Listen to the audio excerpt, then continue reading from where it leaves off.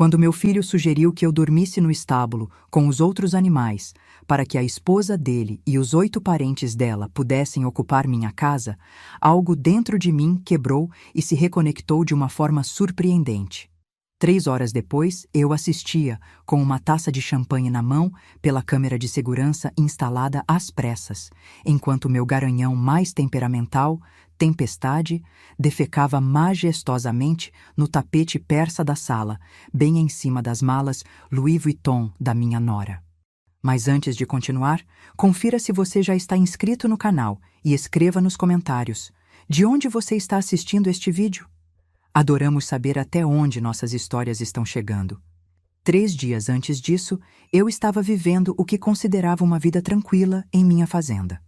Aos 65 anos, viúva há quase 2 anos após perder Roberto para um câncer que o consumiu lentamente, eu finalmente encontrava paz nos 60 acres de terra que compramos juntos para nossa aposentadoria. A cidade grande e o estresse corporativo ficaram para trás quando me mudei permanentemente para cá após o funeral dele. Meus dias tinham um ritmo tranquilo. Café na varanda ao nascer do sol, cuidar das galinhas, alimentar meus 3 cavalos, tempestade, lua e trovão. As tardes eram para o jardim ou leitura, as noites para observar as estrelas que brilhavam com uma clareza impossível de se ver na cidade. O silêncio aqui não era vazio, mas cheio de significado. Foi por esse silêncio que Roberto e eu economizamos durante 40 anos. Meu filho Gustavo ligou numa terça-feira. A foto dele apareceu na tela. Um homem de 38 anos com sorriso de comercial, dentes perfeitamente alinhados, cabelo cuidadosamente penteado. Um corretor imobiliário bem-sucedido da capital. Oi, querido. Atendi, prensando o telefone entre o ombro e a orelha enquanto alimentava as galinhas. Mãe, tenho ótimas notícias, ele disse, sem perguntar como eu estava. Decidimos visitar a fazenda este fim de semana. Ah, que maravilha!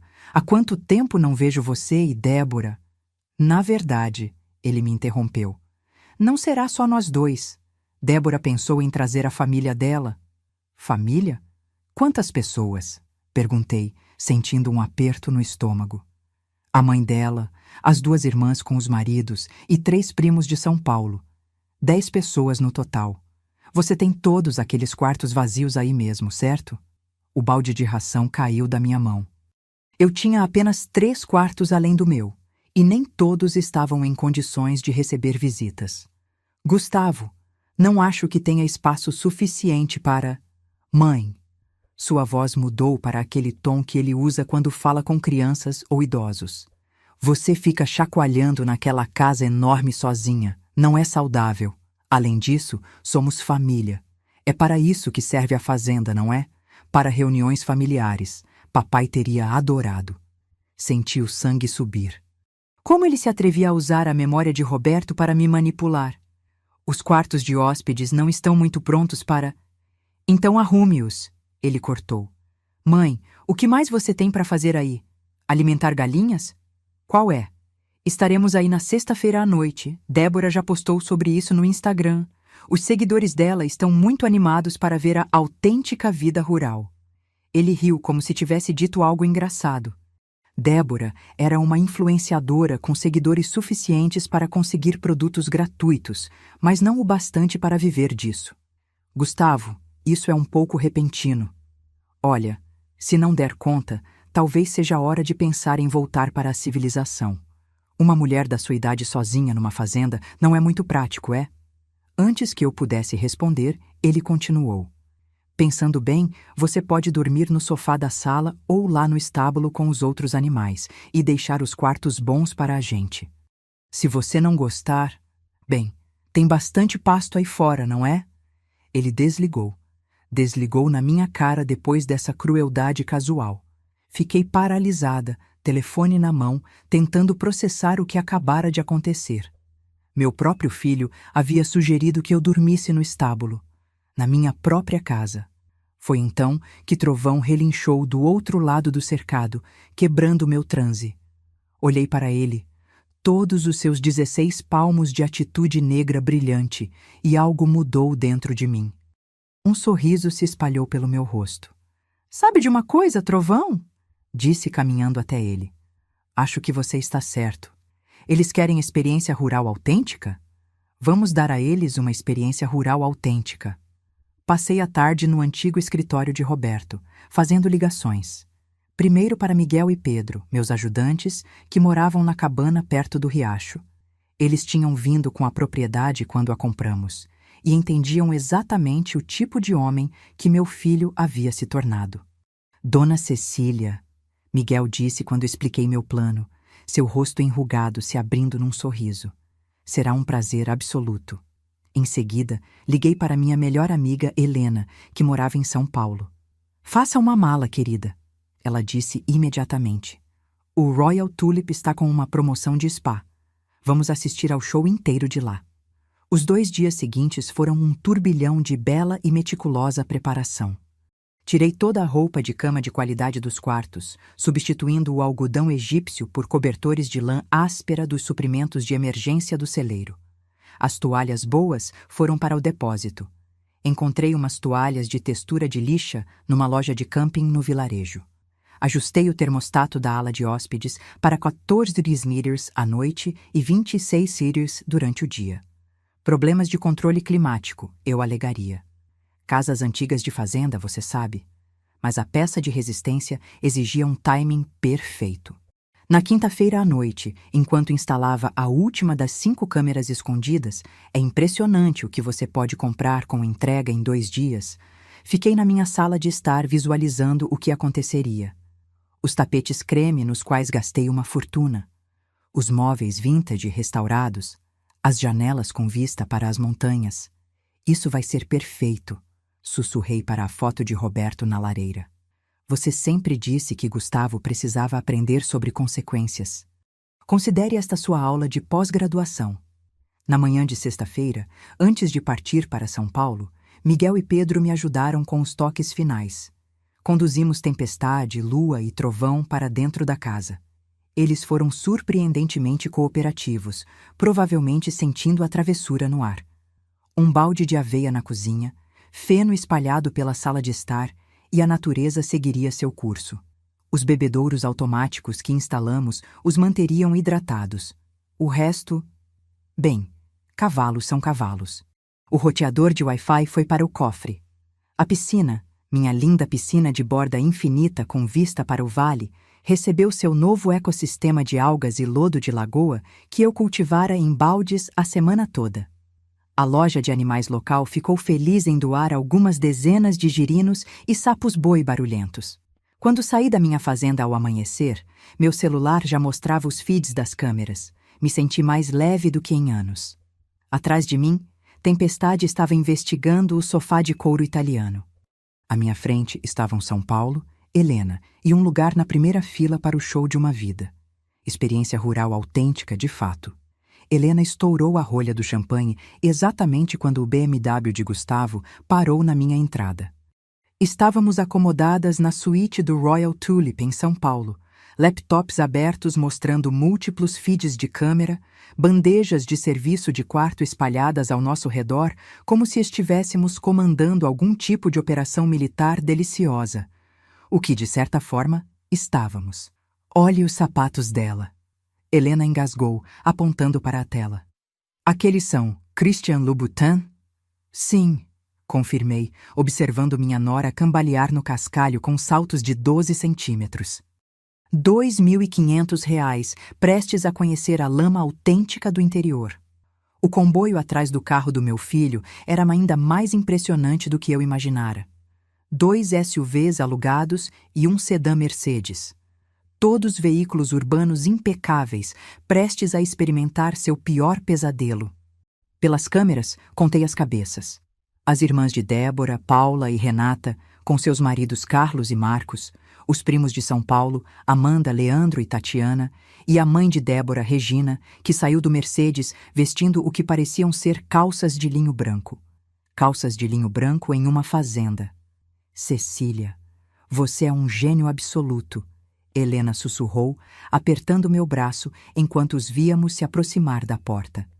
Gustavo mexeu na chave reserva que eu havia mencionado, aquela embaixo do sapo de cerâmica que Roberto fizera em sua fase de artesanato. Por um momento, senti uma pontada de nostalgia, talvez até de culpa.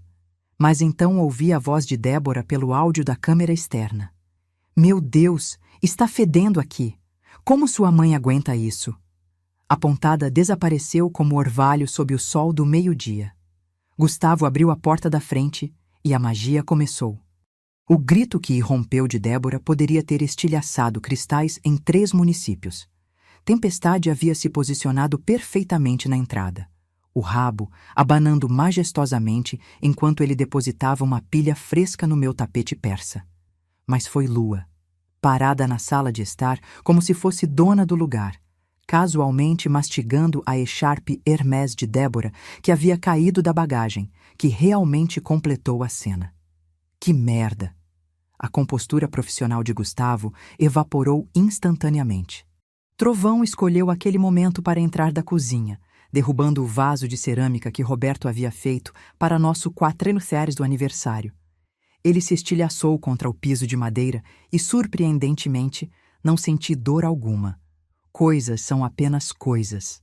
Isso era inestimável. Os cavalos deveriam estar aqui?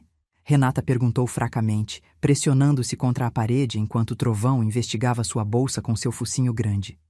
Cavalos não pertencem a casas, Regina exclamou, seu linho branco já ostentando manchas marrons suspeitas de encostar na parede, onde Tempestade estivera se esfregando a manhã toda. Gustavo pegou o celular e começou a me ligar freneticamente. Deixei tocar 3 vezes antes de atender, tornando minha voz ofegante e casual. Oi, querido. Chegaram bem? Mãe, tem cavalos na casa? Ele gritou, o pânico evidente em sua voz. O quê? Ofeguei, colocando a mão no peito, embora ele não pudesse me ver. Helena precisou cobrir a boca para não rir alto. Isso é impossível. Eles devem ter escapado do pasto.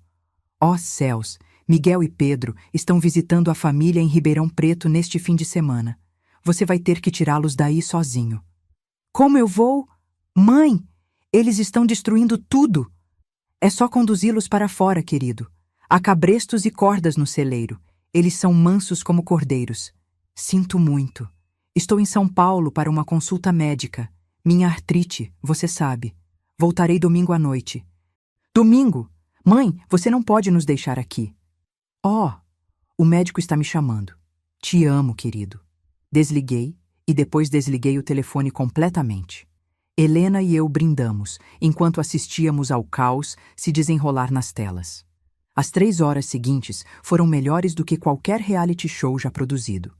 Carlos, tentando ser o herói, agarrou a crina de Tempestade para guiá-lo para fora. Tempestade, ofendido com tanta familiaridade, prontamente espirrou em cima da camisa Armani de Carlos. Marcos tentou afastar Lua com uma vassoura, mas ela interpretou isso como um jogo e o perseguiu ao redor da mesa de centro até que ele subiu no sofá, gritando como uma criança. Mas a joia da coroa foi quando Leandro descobriu a piscina. Pelo menos podemos nadar, ele anunciou, já tirando a camisa enquanto se dirigia para as portas do pátio. Helena e eu nos inclinamos em antecipação. O grito, quando ele viu o pântano infestado de sapos verdes que havia sido minha piscina imaculada, foi tão agudo que Trovão, dentro da casa, relinchou em resposta. Os sapos-boi que eu havia importado estavam em plena forma, criando uma sinfonia que faria Mozart chorar. O cheiro, imaginei, era espetacular. Isso é insano, Amanda lamentou, tentando pegar sinal de celular na sala enquanto desviava do cocô de cavalo. Não tem Wi-Fi, nem sinal de celular. Como vamos? Tem merda de cavalo na minha bolsa Gucci! Enquanto isso, Débora havia se trancado no banheiro do térreo, soluçando dramaticamente enquanto Gustavo batia na porta, implorando para que ela saísse e ajudasse. Regina estava em seu próprio telefone, andando em círculos na entrada, aparentemente tentando reservar quartos de hotel. Boa sorte com isso, murmurei, sabendo que o hotel decente mais próximo ficava a quase 2 horas de distância e havia uma feira de agronegócio na cidade neste fim de semana. Tudo estaria lotado. Quando o sol começou a se pôr, a família conseguiu encurralar os cavalos no deck dos fundos, mas não conseguiu descobrir como fazê-los descer os degraus e voltar ao pasto. Os cavalos, criaturas inteligentes que eram, haviam descoberto as almofadas dos móveis de exterior e estavam se divertindo muito destruindo-as. Paula e Renata haviam se barricado em um dos quartos de hóspedes, mas eu sabia o que estava por vir. O termostato havia sido ativado, baixando a temperatura para os 14º programados. Em 1 hora, elas emergiram enroladas nos cobertores de lã áspera, reclamando do frio. Não há cobertores extras em lugar nenhum, Paula choramingou. E estes cheiram a cachorro molhado. Isso porque eram cobertores de cachorro da caixa de doações do abrigo de animais local. Eu os tinha lavado, é claro. Bem, quase todos. Às 21 horas, eles haviam desistido do jantar. Os cavalos tinham conseguido voltar para a cozinha de alguma forma. Miguel havia instalado uma trava especial na porta dos fundos que parecia trancada, mas não estava, e os animais haviam comido a maior parte dos mantimentos que a família trouxe. A tábua de frios digna de Instagram de Débora era agora o jantar de tempestade, e os vegetais orgânicos estavam espalhados pelo chão como confete. Gustavo encontrou os suprimentos de emergência na despensa: feijão enlatado, aveia instantânea e leite em pó. Os mesmos suprimentos que me alimentaram por 1 semana quando nos mudamos e uma tempestade nos isolou. Não acredito que sua mãe viva assim, Regina disse alto o suficiente para a câmera da cozinha captar claramente. Não é à toa que Roberto morreu. Ele provavelmente queria escapar deste inferno. Senti a mão de Helena apertar a minha. Ela sabia o quanto Roberto havia amado esse sonho, como ele havia desenhado o layout da fazenda em guardanapos durante os tratamentos de quimioterapia, me fazendo prometer que viveria nosso sonho mesmo que ele não pudesse. Aquela víbora, Helena murmurou. Não, eu disse, enquanto o trovão aparecia no fundo do feed da cozinha, rabo levantado, depositando sua opinião sobre Regina diretamente atrás de seus tênis brancos de marca. Quando ela deu um passo para trás, o barulho foi audível até pelos alto-falantes do computador. Justiça poética. A gritaria começou tudo de novo. À meia-noite, todos haviam se retirado para seus quartos designados. As câmeras os mostravam amontoados sob cobertores inadequados, ainda vestidos porque a bagagem estava ou danificada pelos cavalos, ou ainda nos carros, com muito medo de sair onde os animais poderiam estar à espreita. O alarme automático de galo que instalei no sótão estava programado para as 4h30 da manhã. Os alto-falantes eram de nível militar, usados para exercícios de treinamento. O irmão de Pedro os havia conseguido em uma loja de artigos militares excedentes. Devemos pedir mais champanhe? Helena perguntou, já consultando o menu do serviço de quarto. Com certeza, respondi, observando Gustavo andar de um lado para o outro em seu quarto, gesticulando descontroladamente enquanto discutia com Débora em sussurros ásperos. E talvez alguns daqueles morangos cobertos de chocolate. Precisaremos de energia para o show de amanhã. Pelas câmeras, vi Gustavo abrir seu laptop, provavelmente tentando encontrar hotéis ou descobrir como chamar um serviço de remoção de animais grandes. Mas sem Wi-Fi, aquele MacBook caro era apenas um peso de papel muito bonito. Sorri, pensando na nota que havia deixado na cozinha, escondida debaixo da cafeteira que eles acabariam encontrando pela manhã. Bem-vindos à autêntica vida rural. Lembrem-se, cedo para a cama, cedo para levantar. O galo canta às 4h30, hora de alimentação às R$5. Aproveitem a estadia, mamãe. Amanhã eles descobririam o quadro de tarefas que eu havia preparado, completo com limpeza de estábulo, coleta de ovos de minhas galinhas extremamente territoriais e reparo da cerca que eu havia estrategicamente enfraquecido perto do chiqueiro na fazenda dos Oliveira, vizinhos. Os porcos caipiras deles eram artistas da fuga que adoravam explorar novos territórios. Naquela noite, porém, eu dormiria no luxo enquanto meu filho aprendia o que seu pai sempre soube. Respeito não é herdado, é conquistado. E às vezes, os melhores professores têm 4 patas e absolutamente nenhuma paciência para besteira. A gravação do galo irrompeu às 4h30 da manhã com a força de 1000 sóis nascentes. Pela tela do meu laptop, assisti Gustavo pular na cama, emaranhado no cobertor de lã áspera, seu cabelo desafiando a gravidade. O som era magnífico. Não apenas um galo, mas uma sinfonia inteira de galos que eu havia mixado, amplificada a níveis de concerto de rock. Que diabos é isso? Débora gritou debaixo do travesseiro. Helena passou a noite na minha suíte e já estávamos no nosso segundo bule de café. Frutas frescas e doces dispostos entre nós, como se estivéssemos assistindo à final do Campeonato Brasileiro. Esse é o volume real? Helena perguntou, estremecendo enquanto o grito de Regina se juntava ao coro vindo do quarto ao lado. Não, respondi docemente, ajustando meus óculos de leitura. Eu aumentei um pouco. Sabe como é? Minha audição não é mais a mesma. Preciso que seja alto para me acordar. A beleza do sistema era sua persistência. Toda vez que alguém pensava que havia acabado, outro galo cantava. Eu o havia programado para continuar por exatamente 37 minutos, com intervalos aleatórios, tempo suficiente para garantir que ninguém pudesse voltar a dormir. Às 5 horas, o grupo exausto cambaleou para a cozinha, parecendo figurantes de um filme de zumbis. O aplique de cabelo de Paula estava emaranhado irreconhecivelmente. Carlos ainda tinha esterco de cavalo incrustado em seus jeans de grife. Leandro havia desistido completamente e estava usando um cobertor como capa. Gustavo encontrou minha nota debaixo da cafeteira. Seu rosto, ao lê-la, era uma obra-prima de horror em evolução. Hora da alimentação. Marcos leu por cima do ombro dele. Que alimentação? Foi então que ouviram os sons vindos de fora. Meus alimentadores automáticos falharam em dispensar comida. Eu os havia desativado remotamente, o que significava que 30 galinhas, 6 porcos da fazenda dos Oliveira, que misteriosamente haviam encontrado seu caminho através da cerca enfraquecida durante a noite, e meus 3 cavalos estavam todos se reunindo perto da casa, expressando seu descontentamento. As galinhas eram as mais barulhentas. Eu havia selecionado especificamente as raças caipiras mais agressivas, incluindo um galo chamado Capetinha, que havia vencido 3 competições de feiras agropecuárias como a ave mais intratável. Nós não somos fazendeiros, Paula lamentou, rímel do dia anterior escorrendo por suas bochechas. Isso é insano. É só ignorá-los, Débora ordenou, tentando manter alguma autoridade. Vamos para a cidade tomar café da manhã.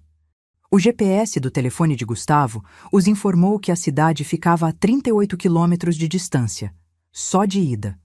O café mais próximo, quase 2 horas. Eu encontrei café instantâneo, Tatiana anunciou, segurando o pote de descafeinado que eu havia deixado em destaque.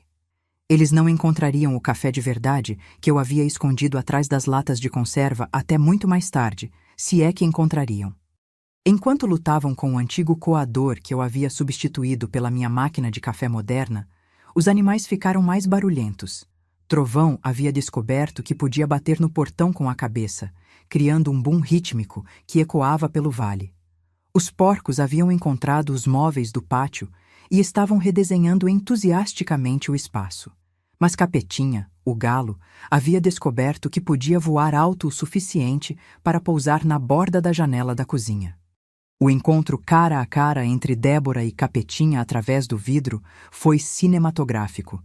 Ela gritou. Ele gritou de volta. Ela jogou o descafeinado na janela. Ele bicou o vidro com vigor crescente. Temos que alimentá-los para fazê-los parar. Gustavo finalmente admitiu, parecendo já derrotado. E ainda não eram 6 horas da manhã. Vocês alimentem essas coisas, Regina anunciou, acomodando-se imperiosamente em uma cadeira de cozinha que imediatamente bamboleou. Eu havia afrouxado uma perna o suficiente para ser irritante, mas não perigosa.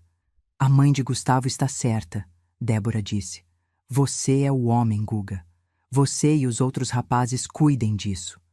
Pelas câmeras, observei Gustavo cerrar a mandíbula. Seu pai já estaria lá fora, animais alimentados, provavelmente cavalgando trovão a pelo pasto. Roberto havia crescido em uma fazenda no interior de Minas Gerais, algo de que Gustavo sempre se envergonhou, preferindo dizer às pessoas que seu pai era executivo do agronegócio. Os homens se aventuraram para fora como se estivessem entrando em uma zona de guerra. Através das câmeras externas, observei Carlos imediatamente pisar em uma pilha fresca de esterco de cavalo. Tempestade era, no mínimo, prolífico. Marcos tentou abrir o depósito de ração, mas pulou para trás, gritando, quando 3 ratos saíram correndo. Eles haviam se mudado, depois que parei de guardar a ração corretamente alguns dias antes. Mas o melhor momento veio quando Leandro se aproximou do galinheiro com o balde de ração. Capetinha, defensor de seu território, lançou-se sobre o pobre rapaz com a fúria de um míssil emplumado. O balde voou. Ração se espalhou por toda a parte. E, de repente, era o caos. Galinhas pulando, porcos investindo do pátio e os cavalos trotando para investigar. Gustavo tentou manter a ordem, gritando comandos como se ainda estivesse em sua sala de reuniões em São Paulo. Mas os animais de fazenda não respondem a estratégias de liderança corporativa. Trovão, em particular, pareceu se ofender com o tom de Gustavo e expressou seu desprazer derrubando-o no bebedouro. Dentro da casa, as mulheres não estavam se saindo melhor. A pia da cozinha havia desenvolvido um vazamento misterioso, cortesia de Pedro. O fogão demorava uma eternidade para aquecer. Eu havia ajustado o fluxo de gás. E cada gaveta que elas abriam parecia conter algo inesperado. Ratoeiras, cobras de borracha para afastar cobras de verdade, é claro, ou minha coleção de suprimentos veterinários, incluindo seringas muito grandes para vacinação de cavalos. Há algo errado com os ovos, Renata gritou, segurando um ovo azul esverdeado. Estão estragados.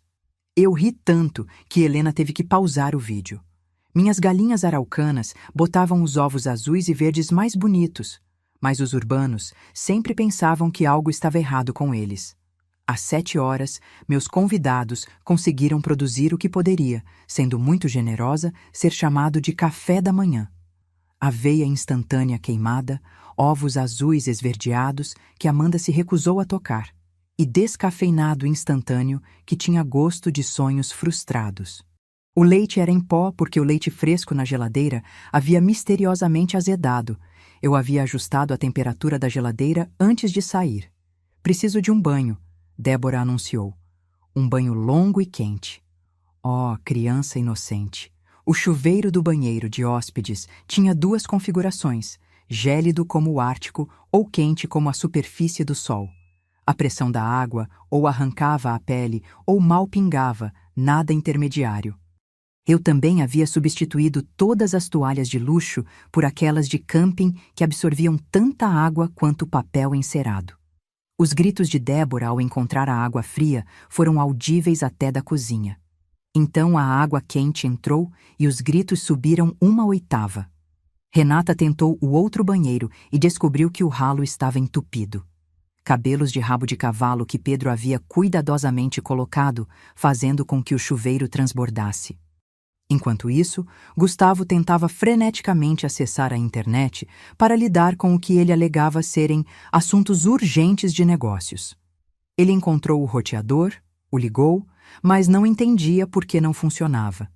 Ele não podia ver que eu havia trocado a senha para uma sequência de 47 caracteres aleatórios e escondido o papel com a nova senha dentro do estábulo, especificamente no meio dos fardos de feno no sótão. Talvez haja Wi-Fi na cidade, Carlos sugeriu esperançosamente. Não vou dirigir 40 minutos só para ter internet, Gustavo retrucou. O estresse estava afetando-o. Bom, foi então que eles descobriram a próxima fase do meu plano, o quadro de tarefas na lavanderia, que eu havia intitulado Responsabilidades Diárias da Fazenda, na caligrafia de Roberto que eu havia copiado cuidadosamente. Estava laminado e parecia oficial, como algo que estivesse ali desde sempre. Limpar baias, 8:0, coletar ovos, 8:30, usar luvas de proteção, verificar cercas, 9:0. Mover canos de irrigação, 10:0. Alimentar galinhas novamente, 11:0. Elas têm dieta especial, limpar filtros da piscina, 12:00, limpar a piscina. Marcos se animou. Talvez não seja tão ruim quanto parecia ontem. Doce e ingênuo. Marcos, a piscina à luz do dia estava ainda pior. As algas haviam florescido durante a noite, transformando-se em um tapete verde. Os sapos-boi haviam convidado amigos. Algo que poderia ter sido um pequeno jacaré, mas provavelmente era apenas um galho grande, flutuava ameaçadoramente na parte funda. O cheiro poderia ter descascado tinta. Não vamos fazer isso, Regina anunciou. Não foi para isso que viemos aqui. Então por que você veio, Regina? Murmurei para a tela, embora ela não pudesse me ouvir. Pelas férias gratuitas? Pelas fotos do Instagram? Para inspecionar minha propriedade? Para ver com quem sua filha se casou? Helena serviu mais champanhe. Havíamos trocado o café por mimosas enquanto os observávamos discutir. Débora queria ir embora imediatamente. Gustavo insistiu que eles não podiam deixar os animais morrerem de fome. Os primos de São Paulo já estavam fazendo as malas. Carlos pesquisava no Google. Você pode pegar doenças de esterco de cavalo? Usando o pouco sinal de celular que conseguia captar, ficando em uma perna só perto do galinheiro. Então veio o momento que eu estava esperando. Gustavo, frustrado e desesperado, foi para o meu quarto procurar qualquer coisa que pudesse ajudar. Uma senha de Wi-Fi diferente, informações de contato para Miguel e Pedro. Qualquer coisa. Ele encontrou o envelope na minha cômoda endereçado a ele, na minha caligrafia. Dentro havia uma única folha de papel com um parágrafo.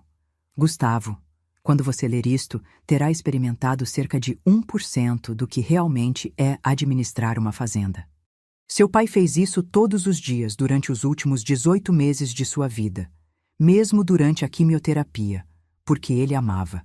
Este não era apenas meu sonho, era nosso. Se você não pode respeitar isso, se não pode me respeitar, então não pertence a este lugar. Os cavalos sabem, as galinhas sabem, até os sapos-boi na piscina sabem. E você? Abaixo disso, havia uma foto que Roberto havia tirado 1 mês antes de morrer. Ele estava montado em trovão, usando seu chapéu surrado, sorrindo como se tivesse ganhado na loteria. Ao fundo, mal visível, estava eu, limpando baias com botas de borracha e sua velha camisa xadrez, rindo de algo que ele havia dito. Nós tínhamos sido tão felizes aqui, tão completos. Pela câmera, observei meu filho afundar na minha cama, carta na mão, seu rosto passando por emoções que eu não via desde o funeral de Roberto. Vergonha, reconhecimento, talvez até compreensão. Mas então, a voz de Débora cortou o momento. Guga, tem algo errado com o vaso sanitário. Ele não para de fazer barulho. O feitiço quebrou. Ele dobrou a carta, colocou-a no bolso e foi lidar com o vaso sanitário misteriosamente disparado. Um simples ajuste de válvula que levaria 5 segundos se você soubesse o que estava fazendo. Horas, se não soubesse. Pedimos almoço no hotel. Eu comi o salmão. Helena comeu a picanha. Meu telefone mostrava 17 chamadas perdidas de Gustavo, 23 de Débora e uma mensagem de texto de Regina que dizia apenas: Isso é abuso de idosos. Abuso de idosos. Ri tanto que o garçom veio verificar se estávamos bem. O sol estava se pondo no primeiro dia completo deles na fazenda. Pelas câmeras, pude vê-los reunidos na sala de estar, exaustos, sujos e derrotados. Eles conseguiram alimentar os animais, mal, coletar alguns ovos, perdendo 3 para a fúria de Capetinha, e Carlos havia caído na piscina tentando tirar as algas com um rodo. Estavam comendo feijão enlatado e biscoitos velhos no jantar porque ninguém queria dirigir até a cidade, e os cavalos tinham entrado na cozinha novamente enquanto eles estavam fora, comendo todo o resto comestível. Mais um dia, eu disse a Helena, levantando minha taça. Mais um dia e eles vão quebrar completamente. Você é má, ela disse admirada. Absolutamente má. Não, corrigi, pensando em Roberto. Na vida que construímos, nos sonhos que Gustavo queria roubar.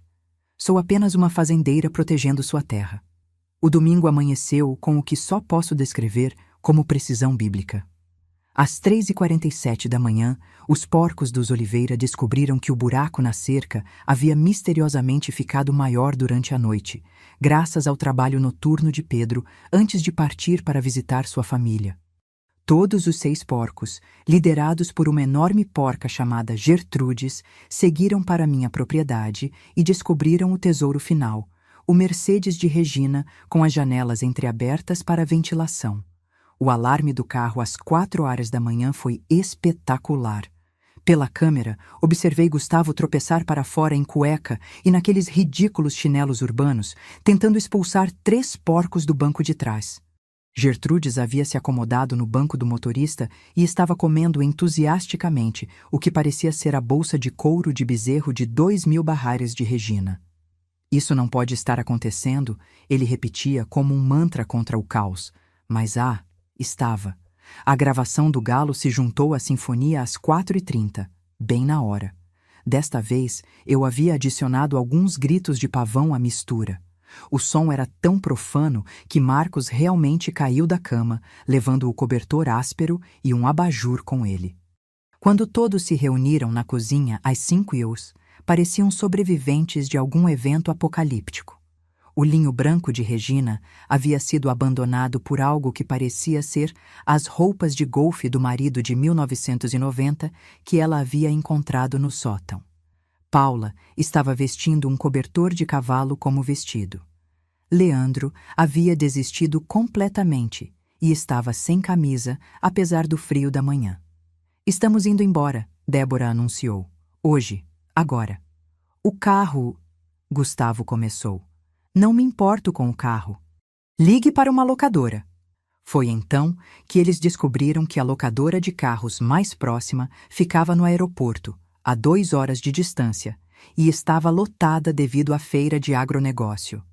O serviço de táxi local consistia em um carro, e João da Silva estava visitando o filho em Porto Alegre. "Poderíamos chamar um Uber", Tatiana sugeriu esperançosamente. Os olhares que todos lhe deram poderiam ter coalhado leite. Uber no interior profundo, de uma fazenda a quase 40 quilômetros da cidade, sem serviço de celular para sequer fazer a reserva. "Eu encontrei café", Carlos anunciou triunfantemente, segurando a lata de café de verdade que eu havia escondido. Foi o primeiro sorriso genuíno que vi em qualquer um deles. Estavam tão focados no café que ninguém questionou por que Carlos estava procurando atrás de latas de conserva antigas. Pequenas misericórdias em tempos desesperados. Enquanto esperavam que o antigo coador fizesse sua mágica, um novo som se juntou ao coro matinal. Trovão havia aprendido a abrir a porta do estábulo. Não arrombá-la, mas literalmente usar a trava com os dentes.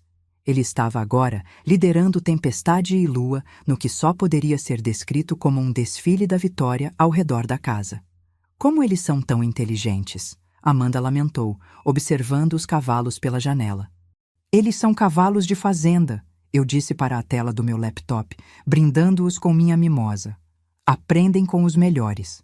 Foi então que a natureza chamou, literalmente. O sistema séptico que eu havia mandado fazer a manutenção pouco antes da minha partida estratégica, mas havia dito a Gustavo que estava com problemas ultimamente, escolheu aquele momento para dar problema. Apenas um pouco. Apenas o suficiente para tornar o banheiro do térreo inutilizável e criar um cheiro que fez todos fugirem para a varanda, onde Capetinha estava esperando. O galo aparentemente havia decidido que a varanda era seu novo reino. Ele havia se estabelecido no balanço da varanda e estava defendendo seu território com a paixão de um cavaleiro medieval. Marcos tentou argumentar com ele. "Você não pode argumentar com um galo." Capetinha lançou-se com as asas abertas e esporas prontas.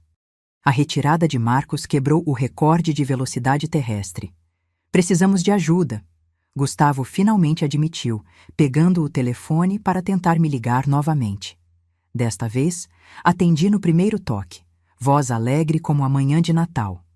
"Oi, querido, como está a fazenda?" "Mãe, precisamos que você volte, está tudo desmoronando." "Oh, céus, o que está errado?" Ele começou a listar os desastres, sua voz ficando mais frenética a cada item. Eu fiz ruídos de preocupação apropriados enquanto Helena me filmava para a posteridade. Minha performance digna de Oscar de mãe preocupada. "Bem", eu disse quando ele finalmente ficou sem fôlego. "Miguel e Pedro devem estar de volta na segunda-feira. Eles saberão o que fazer. Enquanto isso, há um manual no estábulo para todo o equipamento e sistemas. Seu pai escreveu tudo. Isso era verdade. Roberto havia documentado meticulosamente tudo sobre a fazenda. O manual tinha 300 páginas, estava laminado e atualmente armazenado no sótão sob aproximadamente 500 fardos de feno. Boa sorte para encontrá-lo. Segunda-feira? Mãe, não podemos... Oh, meu médico está ligando, o especialista para minha artrite. Tenho que ir. Desliguei e desliguei o telefone novamente. Pelas câmeras, observei Gustavo atirar o telefone contra o parapeito da varanda. Ele ricocheteou e pousou em uma pilha fresca de excrementos de porco. O dia progrediu como uma sinfonia de caos. Eles tentaram lavar roupas, mas eu havia deixado apenas o detergente ecologicamente correto que exigia medidas precisas e água quente, o que a ala de hóspedes não tinha consistentemente. O vestido branco de Paula saiu cinza manchado. A blusa de seda de Renata se dissolveu completamente. Tentaram ir para a cidade em busca de suprimentos, mas descobriram que o BMW de Gustavo estava com um pneu furado. Um prego de telhado acidentalmente caiu perto de sua vaga de estacionamento. O Mercedes de Regina ainda tinha porcos. Gertrudes o havia reivindicado como sua nova casa, e os SUVs alugados estavam misteriosamente trancados com as chaves dentro, um mistério que teria sido resolvido se tivessem notado o corvo prestativo que aprendeu a pegar objetos brilhantes. Ao meio-dia, a temperatura nos quartos de hóspedes havia subido para os 26 graus programados. Sem ventilação adequada, eu havia fechado as aberturas do sótão, era como uma sauna. Eles abriram as janelas, o que permitiu a entrada das moscas que haviam sido atraídas por toda a atividade animal. Há comida no freezer, Marcos anunciou, tirando o que parecia ser um assado. O que ele não sabia era que era carne de javali da temporada de caça do ano passado, rotulada simplesmente como carne na caligrafia de Roberto. Eles a descongelaram no micro-ondas, transformando-a em borracha. O cheiro por si só poderia ter sido classificado como uma arma. O almoço se tornou biscoitos e os ovos coloridos que ninguém queria comer. Enquanto isso, lá fora, os animais haviam se organizado no que parecia um protesto. Os cavalos estavam na janela da cozinha, olhando acusadoramente. As galinhas haviam descoberto que podiam pular no telhado da varanda e estavam agora bicando as janelas dos quartos no andar de cima.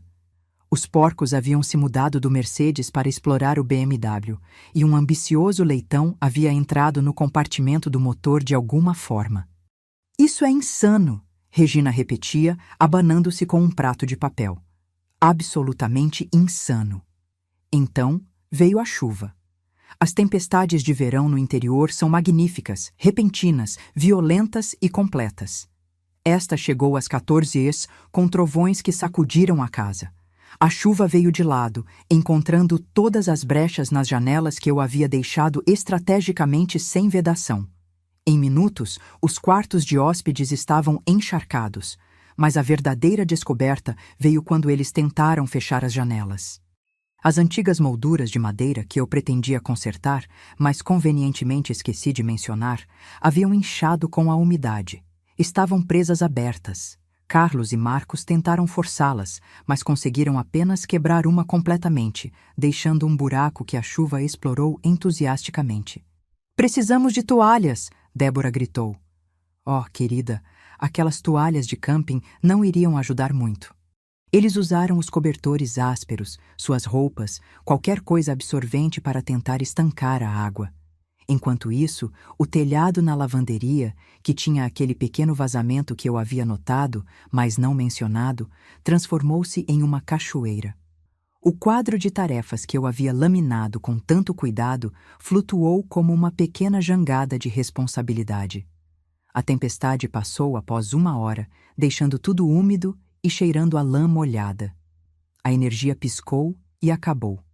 Meu gerador de reserva, que teria ligado automaticamente, estava misteriosamente sem combustível. Eu havia pedido a Miguel para esvaziá-lo. O gerador de partida manual no estábulo exigia a leitura de um manual de instruções de 16 páginas em alemão. Eu havia trocado os manuais como piada meses atrás, esquecendo de trocá-los de volta. Serendipidade. Ao cair da noite, eles se amontoaram na sala de estar com velas que eu havia deixado. Velas de aniversário de truque que reacendem quando você as apaga. Vê-los tentar descobrir por que as velas continuavam reacendendo era melhor do que qualquer programa de TV. Poderíamos cozinhar na churrasqueira, Gustavo sugeriu, tentando salvar algo do dia. A churrasqueira a gás estava vazia. A churrasqueira a carvão exigia conhecimento real sobre carvão. Eles tentaram mesmo assim, produzindo o que poderia generosamente ser chamado de tudo carbonizado. Até os vegetais estavam de alguma forma queimados e crus ao mesmo tempo. O jantar foi feijão enlatado novamente, frio desta vez, comido à luz bruxuleante das velas de truque, enquanto a chuva pingava por vários pontos do teto e Capetinha andava de um lado para o outro na varanda como um sentinela emplumado. "Eu quero ir para casa", Tatiana disse calmamente. Foi a primeira coisa completamente honesta que qualquer um deles havia dito. "Esta é a casa de Gustavo agora", Regina disse acidamente. "A herança dele, certo, Gustavo? É isso que você queria?" Pela câmera infravermelho, movida à bateria, é claro, vi o rosto do meu filho. Ele parecia quebrado. "Bom, eu só pensei", ele começou. "Você pensou em assumir o paraíso de aposentadoria da mamãe", Débora terminou. "Transformá-lo em nossa casa de férias. Talvez alugá-lo quando não estivéssemos aqui." "Você falou sobre isso por meses", Paula acrescentou. "Quanto dinheiro a propriedade valia, como você poderia subdividi-la?" "Subdividi-la?" "Meus 60 acres, nosso sonho." Helena apertou minha mão enquanto assistíamos. "Você está bem?" "Estou perfeita", eu disse, e era verdade. Às 21h, algo mágico aconteceu. As nuvens se dissiparam, revelando um impressionante céu noturno do interior. Milhares de estrelas, a Via Láctea visível em toda a sua glória. Pelas câmeras, observei-os se aventurarem na varanda. Capetinha finalmente havia se retirado para o galinheiro. Por um momento, eles ficaram em silêncio, olhando para algo que a maioria deles nunca tinha visto, um céu não poluído pelas luzes da cidade. Leandro apontou para o que achava ser Marte. Amanda viu sua primeira estrela cadente. Até Regina parecia subjugada pela majestade. "É lindo", Débora admitiu baixinho. "Papai amava isso", Gustavo disse de repente. "Ele costumava me enviar fotos do céu noturno daqui. Eu sempre as deletava sem olhar." A confissão pairou no ar como outra estrela. "Ele construiu este lugar para a mamãe", continuou. "Cada mourão de cerca, cada canteiro de jardim. Mesmo quando estava doente, ele estava aqui trabalhando. E eu chamei isso de desperdício de dinheiro." "Você disse coisas piores do que isso", Regina o lembrou. "Porque é claro que ela fez isso." O momento se desfez. Eles voltaram para seus quartos úmidos e escuros. Pelas câmeras de visão noturna, observei-os se revirarem nas camas desconfortáveis. Muito quente, depois muito frio. Cobertores ásperos proporcionando pouco conforto. À meia-noite, os coiotes começaram a uivar, não perto o suficiente para serem perigosos, mas perto o suficiente para serem ouvidos claramente pela janela quebrada. Então as corujas se juntaram. Então Gertrudes, ainda no Mercedes, descobriu a buzina. Domingo, mais um dia. Amanhã eles quebrariam completamente e eu voltaria para reivindicar meu reino. Mas esta noite, apenas por um momento, sob aquelas estrelas, Gustavo havia se lembrado de seu pai. Isso era mais do que eu esperava, talvez mais do que ele merecia. "Pronta para o gran finale?" Helena perguntou, olhando a previsão do tempo no celular. Olhei para a previsão de domingo. 39 eu mereci, sem nuvens e um aviso de vento. "Ah, sim", eu disse, levantando minha taça de champanhe para a tela onde meu filho estava sentado no escuro, finalmente entendendo o que ele tentou tirar de mim. "Vamos terminar isso direito. A melhor parte? Eu ainda não havia implantado minha arma secreta. Amanhã, eles conheceriam as alpacas." O domingo amanheceu com o que o serviço meteorológico mais tarde chamaria de um pico de temperatura sem precedentes para a estação. Às 6 horas, já estava 30 graus. Às 7 horas, quando o grupo exausto cambaleou para a cozinha após outra serenata de galo, estava chegando a 30 degrees. Por que está tão quente? Renata gemeu, abanando-se com uma toalha de papel. Porque, querida, eu havia desligado o ar-condicionado central antes de sair, deixando apenas as unidades de janela inadequadas nos quartos de hóspedes, que exigiam eletricidade que eles não tinham. A substituição manual para o gerador estava na oficina de Roberto, atrás de aproximadamente 300 quilos de madeira, que eu havia pedido a Miguel para empilhar lá para projetos de inverno. Pelo meu laptop no Royal Tulip, onde Helena e eu estávamos desfrutando de ovos beneditinos e ar-condicionado perfeitamente controlado, observei-os descobrir que a geladeira, sem energia por mais de 12 horas, havia se tornado uma caixa de comida estragada com potencial de intoxicação alimentar. O cheiro, quando Leandro a abriu, fez todos fugirem para a varanda, onde as alpacas estavam esperando. Agora, devo explicar sobre as alpacas. Elas não eram minhas. Pertenciam aos Santos, 3 propriedades adiante. Mas alpacas, como adolescentes, tendem a vagar quando encontram pontos fracos nas cercas. E alguém, definitivamente não Miguel sob minhas instruções, pode ter criado um caminho muito conveniente do pasto dos Santos diretamente para o meu jardim da frente.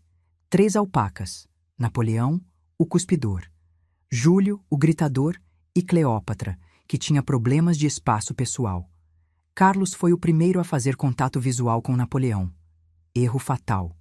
As orelhas da alpaca voltaram para trás, seu pescoço se arqueou e, com a precisão de um atirador treinado, ele lançou um spray verde e gramado diretamente no rosto de Carlos. O grito que Carlos produziu harmonizou-se lindamente com o chamado de resposta de Júlio, um som em algum lugar entre um portão enferrujado e uma risada demoníaca.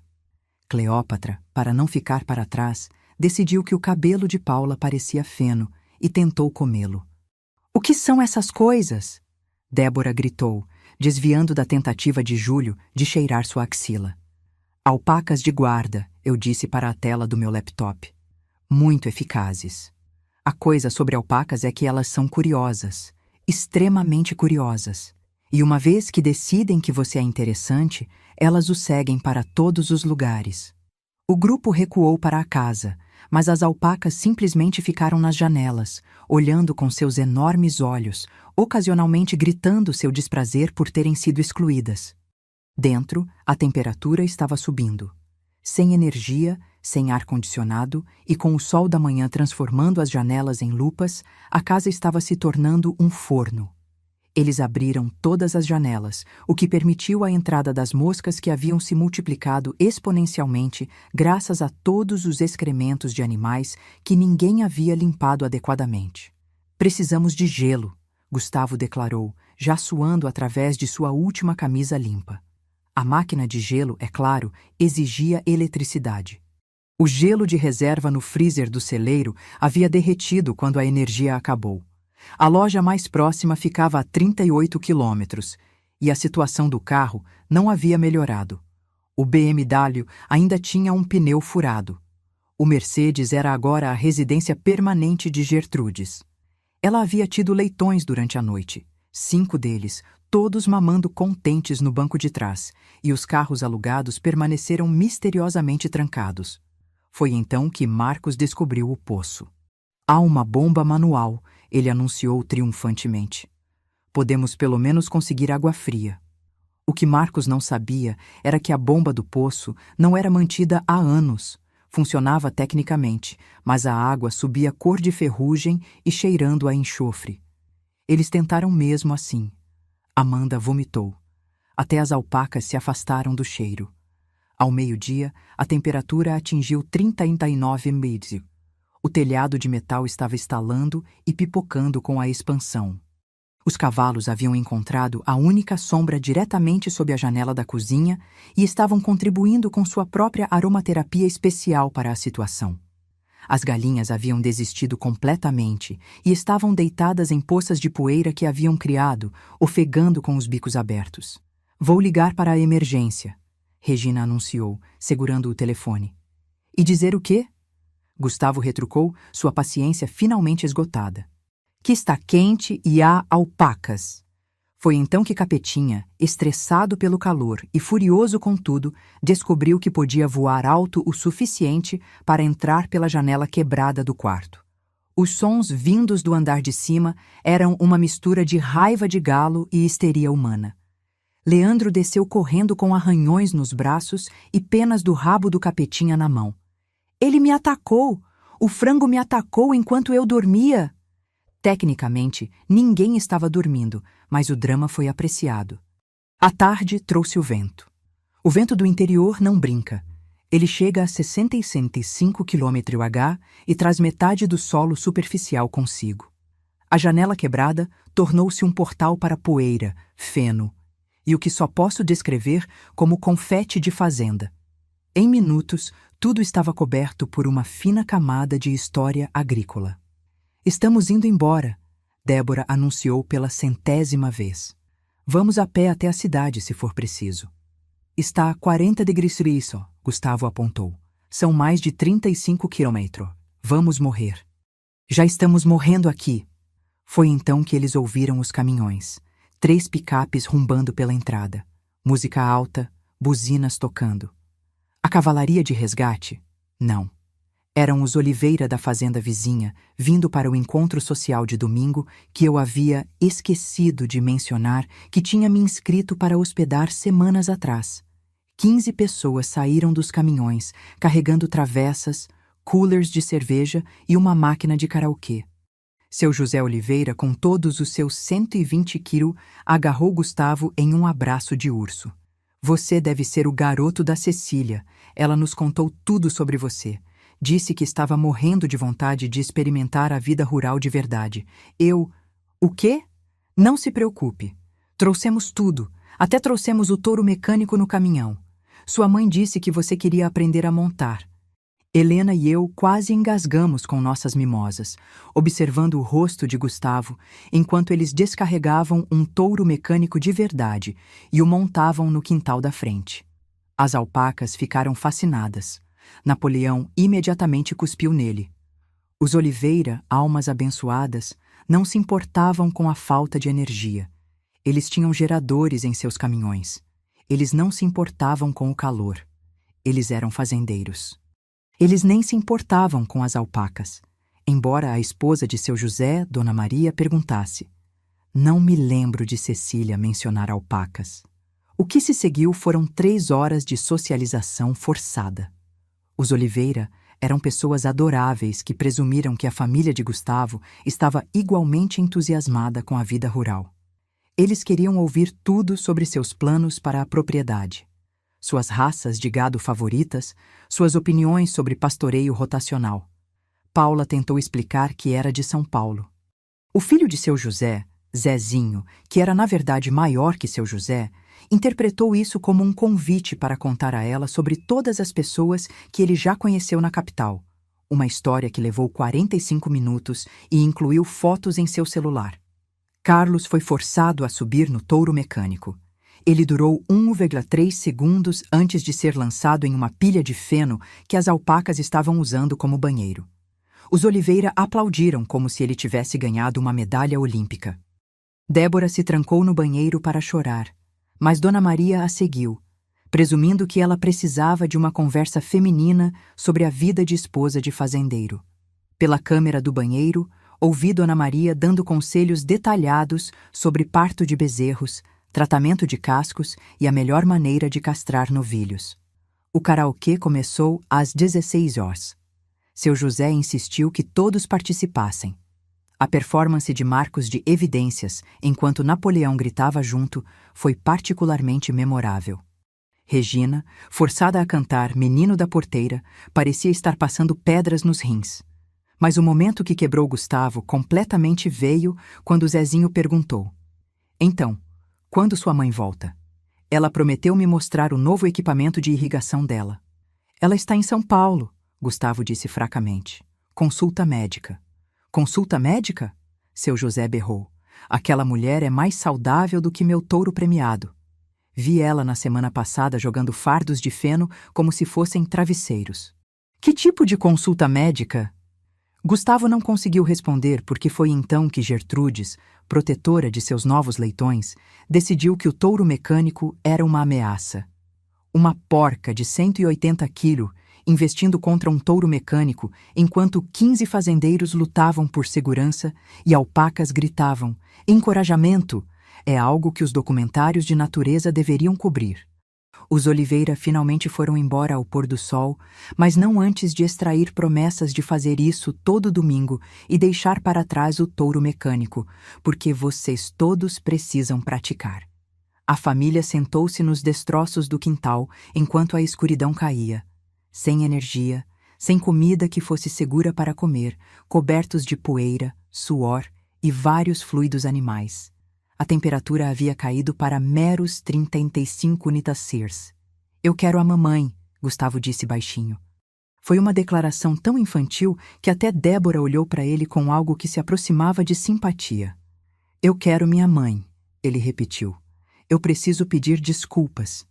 Pela câmera vi ele pegar a carta que eu havia deixado, agora amassada e manchada. Ele a leu novamente, desta vez em voz alta. Quando chegou à parte sobre Roberto fazendo isso durante a quimioterapia, sua voz falhou. Devemos ir embora, Regina disse. Mas pela primeira vez, sua voz não tinha veneno. Com que carro? Gustavo riu amargamente. Estamos presos como a mamãe queria que estivéssemos. Talvez, Leandro disse cuidadosamente. Ela queria que você entendesse algo. Entender o quê? Que a vida rural é um inferno? Que é trabalho, Leandro disse. Trabalho duro todos os dias, e ela faz isso sozinha agora. O silêncio se estendeu. Até as alpacas haviam se acalmado, silhuetadas contra o céu escurecendo. Eu disse a ela que ela deveria vender, Gustavo admitiu. No dia seguinte ao funeral do papai, na recepção. Eu a puxei de lado e disse que ela estava muito velha para lidar com este lugar sozinha. Disse que o papai foi egoísta por querer morrer aqui. Até Regina estremeceu com isso. Eu tinha um comprador alinhado, uma construtora. Eles teriam pago 3 vezes o que ela pagou. Você estava tentando vender a casa da sua mãe? Tatiana perguntou chocada. Eu pensei que estava ajudando. Ela tem 65 anos, sozinha, fazendo tudo isso? Ele gesticulou para o caos ao redor deles. Eu pensei que estava sendo prático. Você pensou que estava ficando rico, Débora corrigiu. A verdade pairou no ar como a poeira que ainda girava no vento. Foi então que decidi que era a hora. Liguei para Miguel, que na verdade nunca tinha saído da cidade. Fase final, eu disse simplesmente. Com prazer, dona Cecília, ele respondeu. 30 minutos depois, enquanto a família estava sentada em seu silêncio empoeirado e derrotado, faróis apareceram na entrada. A picape de Miguel puxando um reboque com 3 cavalos muito familiares. Noite, pessoal, Miguel disse, tirando o chapéu. Recebi um telefonema da dona Cecília dizendo que vocês poderiam precisar de ajuda para levar esses cavalos de volta para onde pertencem. Demorou um momento para eles entenderem.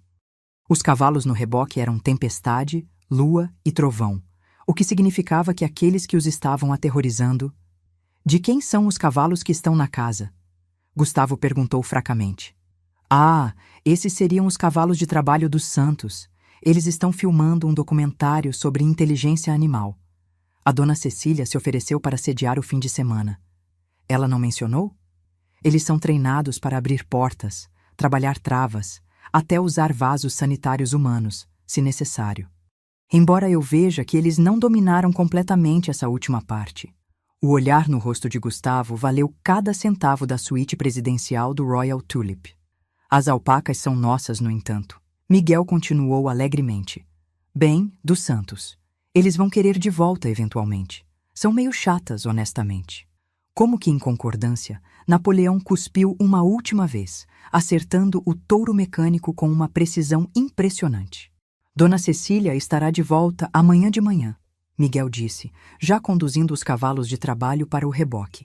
Disse para lhes dizer que espera que tenham gostado de sua autêntica experiência rural. Ah, e a energia é controlada por um aplicativo no telefone dela. Ela vai ligar de volta quando chegar em casa.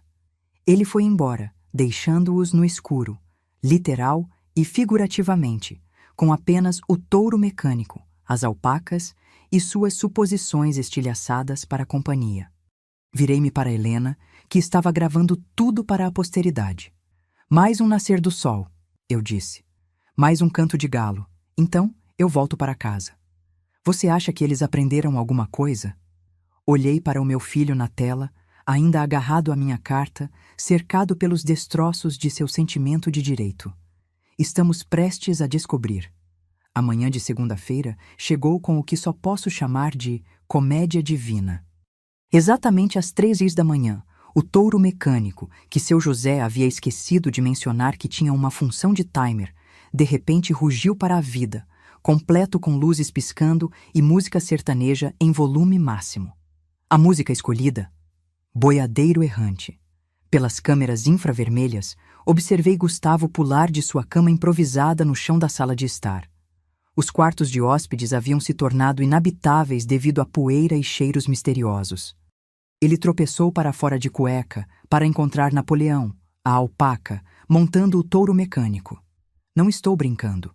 A alpaca havia descoberto como subir e estava sentada lá como um imperador peludo enquanto a máquina balançava suavemente. Júlio e Cleópatra estavam por perto, gritando sua aprovação. Isso não é real, Gustavo disse para ninguém em particular. Isso não pode ser real. Ah, mas era. Quando ele descobriu como desligar o touro, o cabo estava enrolado em Napoleão, que não estava interessado em desmontar. O resto da família havia se reunido na varanda, parecendo figurantes de um filme pós-apocalíptico. Cabelo emaranhado, roupas sujas, olhos vazios por falta de sono. Aquela alpaca está montando o touro? Débora perguntou em um sussurro quebrado. Nada me surpreende mais, Regina respondeu. Ela havia envelhecido 10 anos em 3 dias. O alarme do galo disparou às 4h30, mas desta vez ninguém sequer estremeceu. Eles estavam quebrados, completa e totalmente quebrados. Enquanto o sol nascia, revelando a devastação total do fim de semana deles, o Mercedes destruído por porcos, a piscina cheia de lama, a casa que parecia ter sido atingida por um tornado. Eles se sentaram nos degraus da varanda, em silêncio. Até Capetinha parecia sentir a derrota e simplesmente passou sem atacar ninguém.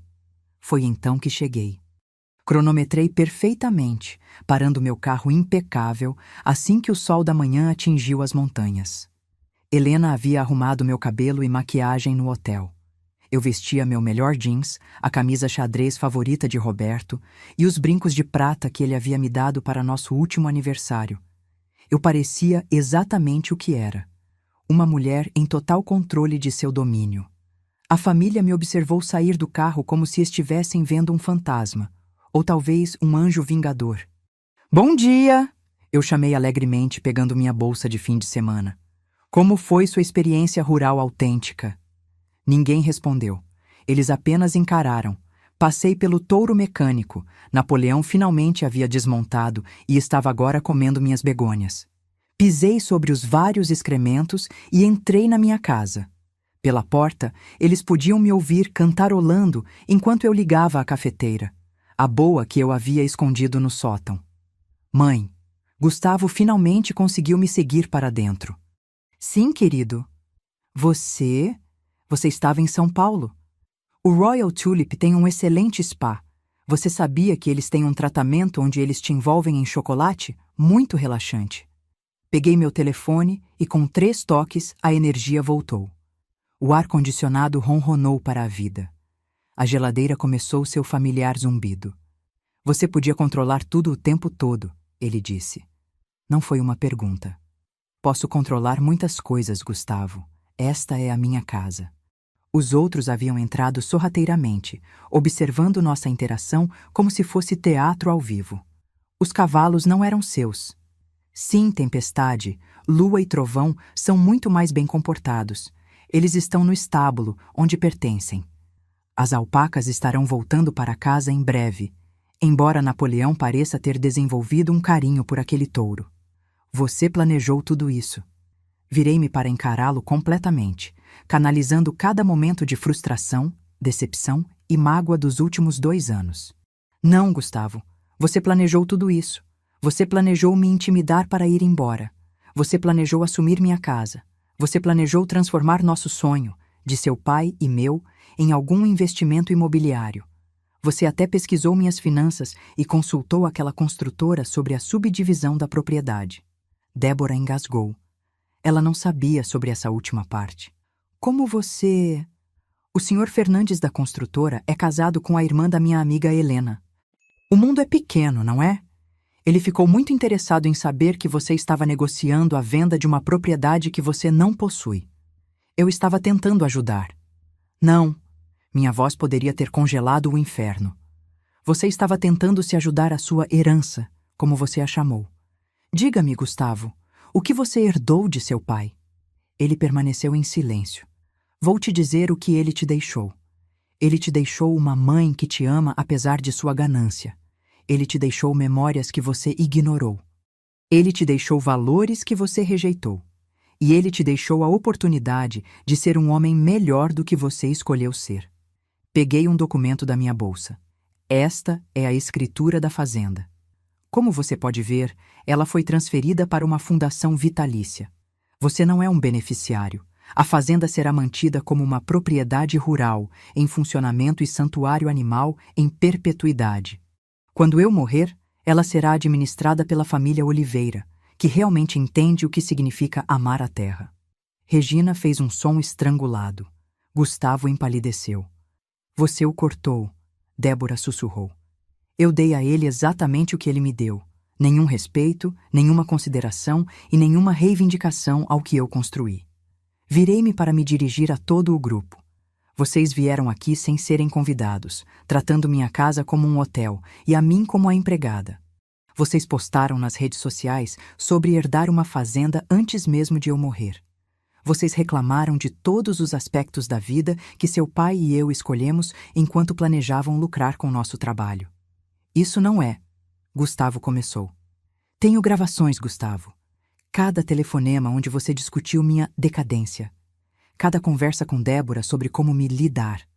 O grupo de mensagens onde vocês todos zombaram da fazenda e me chamaram de velha teimosa brincando de fazendeira. Peguei meu tablet, mostrando-lhes screenshots, suas próprias palavras, condenatórias e cruéis. Mas aqui está o que vocês não têm gravado, continuei. Seu pai, 2 semanas antes de morrer, sentado naquela varanda, me fazendo prometer não deixar você destruir este lugar. Ele sabia o que você se tornaria. Isso partiu o coração dele, mas ele sabia. Gustavo afundou em uma cadeira. O peso de tudo, a vergonha, o reconhecimento, a perda, finalmente o atingindo. Eu te amo, Gustavo, eu disse mais suavemente. Sempre amarei. Mas o amor não significa aceitar desrespeito. Não significa sacrificar meus sonhos por sua ganância. E certamente não significa deixar você transformar nosso santuário em uma mercadoria. O que devemos fazer agora? Regina perguntou, aparentemente ainda sem entender o ponto. Vocês devem ir embora. Miguel estará aqui em breve com um reboque para seus carros. A locadora foi notificada de que vocês devolverão os veículos hoje. Sim, eu encontrei as chaves. Os corvos as esconderam nas vigas do estábulo. Criaturas fascinantes, os corvos. Mas... Débora começou. Mas nada. Esta é a minha casa. Vocês não são mais bem-vindos aqui. O silêncio era ensurdecedor. Finalmente, Leandro se manifestou. Lhe devemos um pedido de desculpas, Dona Cecília. Um de verdade. Sentimos muito, Tatiana acrescentou baixinho. Este lugar é realmente lindo. Nós simplesmente não conseguíamos ver. Assente em reconhecimento, mas não disse nada. Pedidos de desculpas eram palavras. Roberto sempre dizia para observar o que as pessoas faziam, não o que diziam. Levou 3 horas para eles fazerem as malas e limparem o mínimo dos danos. Eu supervisionei, sentada na varanda com meu café, ocasionalmente gritando sugestões úteis. O pós-parto da porca precisa de limpador especial. Está debaixo da pia. Cuspe de alpaca é ácido. É melhor esfregar com mais força. Aquilo não é lama no filtro da piscina. Miguel chegou com seu caminhão de reboque e uma equipe. Os carros foram recuperados, minimamente limpos e tornados dirigíveis. As alpacas foram carregadas em um reboque, embora Napoleão tenha feito seus sentimentos serem conhecidos cuspindo em Gustavo uma última vez para garantir. Enquanto se preparavam para partir, Gustavo se aproximou de mim. Mãe, Eu sei, eu disse. Você está arrependido. Você fará melhor. Você quer outra chance, certo? Ele assentiu miseravelmente. Conquiste-a, eu disse simplesmente. Não com palavras, não com grandes gestos, com tempo e mudança genuína. Seu pai passou 2 anos construindo este lugar com as próprias mãos enquanto lutava contra o câncer. Você não consegue passar um fim de semana aqui sem reclamar. Quando você puder igualar o compromisso dele com algo além de si mesmo, me ligue. Como saberei quando isso acontecer? Você saberá. Ele me abraçou então, desajeitadamente, brevemente. Foi a primeira emoção real que ele demonstrou durante todo o fim de semana. Eles foram embora em um comboio de veículos danificados e egos mais danificados ainda. Débora não olhou para trás. Regina já estava em seu telefone, provavelmente reclamando com seu clube de bridge. Os primos de São Paulo teriam uma história que ninguém acreditaria. Mas Gustavo olhou para trás uma vez. E naquele olhar, eu vi algo que poderia ter sido compreensão. Ou talvez apenas arrependimento. O tempo diria. Miguel me ajudou a soltar meus verdadeiros cavalos de volta ao pasto. Tempestade imediatamente rolou em seu local favorito de poeira. Lua trotou para a macieira. Trovão ficou na cerca, inspecionando seu reino com satisfação. Fim de semana e tanto, Dona Cecília, Miguel disse sorrindo. Valeu cada centavo do hotel e do seu pagamento de horas extras. Roberto teria amado isso. Ele teria, concordei, embora ele provavelmente teria usado gambás de verdade em vez de apenas spray de gambá. Sás. Nós rimos, parados ali ao sol da tarde, cercados pelo caos controlado de uma fazenda em funcionamento. Naquela noite, me sentei na varanda com um copo do uísque favorito de Roberto, observando o pôr do sol pintar as montanhas de roxo e dourado. A fazenda estava quieta, exceto pelos sons normais, relinchos de cavalos, galinhas se ajeitando para a noite, o mugido distante do gado. Meu telefone vibrou. Uma mensagem de texto de Gustavo. O touro mecânico ainda está no seu quintal. Eu respondi com uma mensagem de texto. Considere-o um monumento à autenticidade. Então desliguei meu telefone, levantei meu copo para a memória de Roberto e desfrutei do silêncio perfeito de um sonho defendido e um lar recuperado. Agora, se você gostou dessa história, clica em se inscrever e me diz nos comentários qual parte te deixou de queixo caído. Ah, e não esqueça de se tornar membro para ter acesso a vídeos exclusivos que não posto aqui. Te espero lá.